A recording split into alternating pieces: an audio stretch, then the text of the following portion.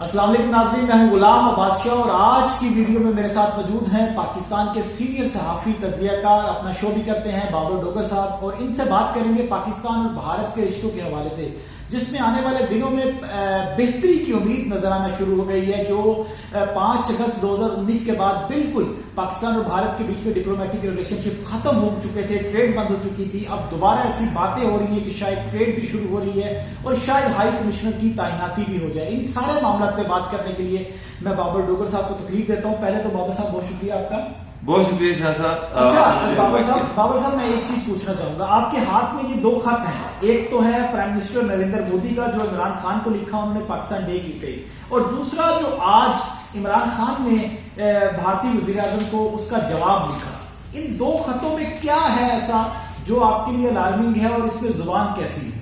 دیکھیے شاہ صاحب، جب سے بائیڈن گورنمنٹ آئی ہے، آپ دیکھیں کہ ان کی ساؤتھ ایشیا کے حوالے سے ایک پالیسی ہے کہ یہاں پر امن ہونا چاہیے اور یہ جو نیبرنگ کنٹریز ہیں ان کے درمیان جو اختلافات ہیں وہ کسی طرح سے ختم ہونے چاہیے، لیکن انفارچونیٹلی جو اختلافات ہیں وہ کور ایشو ہیں، جب تک ان کا کوئی مسئلہ حل نہیں ہوتا یہ چیزیں آگے نہیں بڑھ سکتی۔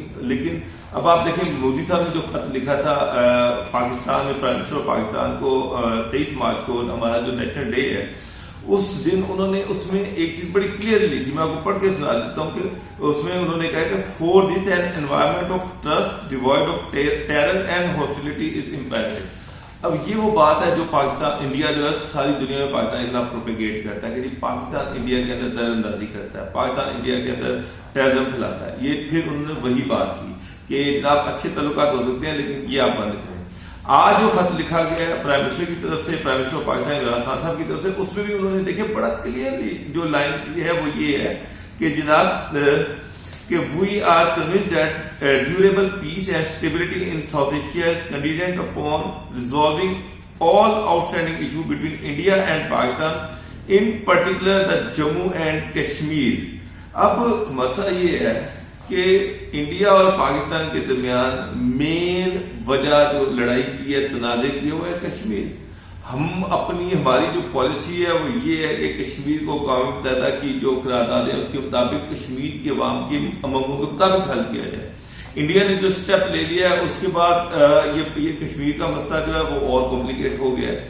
تو دونوں ایک برف بہت ہی سلو طریقے سے پگھل رہی ہے، لیکن دونوں ممالک جو اپنے بڑے ایشوز ہیں ان پہ اسی طرح سے کھڑے ہوئے ہیں۔ یہ اس کے ساتھ میں آپ کو ایک اور بھی چیز بتاؤں، آپ کو پتا ہے کہ جب واجپئی لاہور آئے تھے اس سے بڑی ڈیولپمنٹ تو نہیں ہو سکتی، اس کے بعد پھر کارگل آ گیا، پھر معاملات خراب ہو گئے، پھر مشرف صاحب جن کو کہا جاتا ہے کہ کارگل کے آرکیٹیکٹ وہ تھے، بڑا سخت سٹینڈ لیا پاکستان کے بارے میں، یہ بھی کہا انڈیا لے ہو پیچھے تو اس وقت بہت زیادہ تلخی آئی۔ اس کے بعد اسی مشرف دور میں یہ بھی نظر آنا شروع ہو گیا، جیسے کہ ان کے جو فارن منسٹر تھے قصوری صاحب، وہ یہاں تک کہتے ہیں کہ جناب کشمیر کا مسئلہ تو آلموسٹ حل ہو چکا ہوا تھا، صرف ایک سائن رہ گئے تھے۔ ان کے دونوں اتنے قریب آ گئے کہ ڈرافٹ تک تیار ہو گیا کشمیر کے حوالے سے، لیکن پھر آپ نے دیکھا کہ پھر معاملات خراب ہو گئے۔ تو یہ جو ایشو ہے یہ انڈیا اور پاکستان کے درمیان کئی دہائیوں سے چل رہا ہے، کبھی ہم قریب آتے ہیں اور پھر دور چلے جاتے ہیں۔ لیکن بابا صاحب سوال یہاں پہ یہ پیدا ہوتا ہے کہ جب پیس کی بات کی گئی پاکستان کی طرف سے، جنرل باجوہ نے اور عمران خان نے جب پیس کا ایک میسج دیا بھارت کو، تو اس کے بعد یہاں پہ کرٹیسائز کرنا شروع ہو گئے گورنمنٹ آف پاکستان کو، عمران خان کو، کہ یہ کشمیر کو بیچ دیا ہے، کشمیر کو پیچھے ڈال دیا۔ آج کے خط میں عمران خان نے جس طریقے سے دوبارہ کشمیر کی بات کی ہے، آپ سمجھتے ہیں کہ پاکستان نے اپنا سٹانس آج وہ جو لیٹر عمران خان نے لکھا اس میں دوبارہ کلیئر کر دیا ہے؟ بالکل غلام صاحب، ہوا یہ کہ آپ کو پتا ہے کہ عمران خان صاحب جو ہے ان پہ ایک جب سے یہ انڈیا نے 371 کا سٹیپ لیا ہے، ایک کرٹیسزم آ رہا ہے کہ جناب ہم سے وربل جو ہے بیانات کی حد تک، ٹویٹر کی حد تک تو ہم کر رہے ہیں، لیکن ان پہ یہ ایک الزام لگ رہا تھا کشمیر کو ہم نے بیچ دی ہے، کشمیر کا ایشو ختم ہو گیا، اور یہ اپوزیشن کی طرف سے بڑی تنقید کی جا رہی تھی، اور ایک عام آدمی جو ہے وہ بھی شاید یہ سوچنا شروع ہو گیا کہ جہاں ہم سے زبانی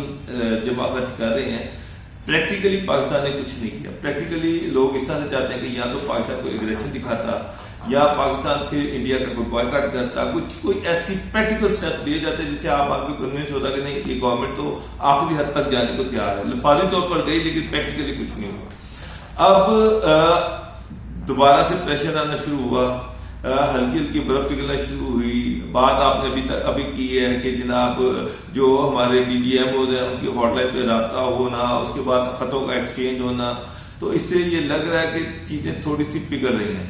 لیکن جو مین کور ایشو ہے، اگر اس سے آپ لیٹر لکھتے ہیں، دیکھیں مودی اپنے کور ایشو پہ ٹکا ہے اور اس لیٹر میں وہ لکھا ہے، اور اگر عمران خان صاحب خالی جواب دے دیتے تو پھر یہ ایک انڈرسٹینڈنگ یہ سمجھ آتی کہ شاید جناب ہم کشمیر کے ایشو سے بھاگے ہیں اور ہم انڈیا سے دوستی کرنا چاہ رہے ہیں. تو یہ ایک کلیئر میسج تھا کہ نہیں، جب تک کشمیر کا مسئلہ حل نہیں ہوگا اس وقت تک انڈیا کے ساتھ کوئی میننگ فل ڈائلاگ جو ہے وہ نہیں ہوگا. اب دیکھیں نا، creation of an enabling environment is imperative for the constructive and result oriented dialogue. یعنی کہ وہ یہ کہہ رہے ہیں کہ اگر آپ نے ایک ایسا انوائرمنٹ بنانا ہے جس میں آپ کو کنسٹرکٹیو قسم کے ڈائلاگ کر سکتے ہیں، تو وہ انوائرمنٹ کیا ہے؟ وہ انوائرمنٹ یہ ہے کہ انڈیا 371 کا جو اسٹیپ اسے واپس کرے تو ہم آگے بات چلائیں. نہیں آپ 370 کی جو بات کر رہے ہیں، چلیں اس کو وہ اگر واپس مجھے ایک چیز بتائیں کہ ٹرسٹ لیول بڑھانے کے لیے پہلے ہائی کمیشن کی تعیناتی آپ کو لگتا ہے کہ ممکن ہے؟ جو کہ 5 اگست کے بعد پاکستان نے ہائی کمیشن اپنا تو تعینات ہی نہیں کیا تھا، لیکن بھارت کا ہائی کمیشن ہمیں واپس بھیج دیا تھا. اور ٹریڈز کے اوپر کوئی ایسے سٹیپس ان فیوچر لیے جا سکتے ہیں؟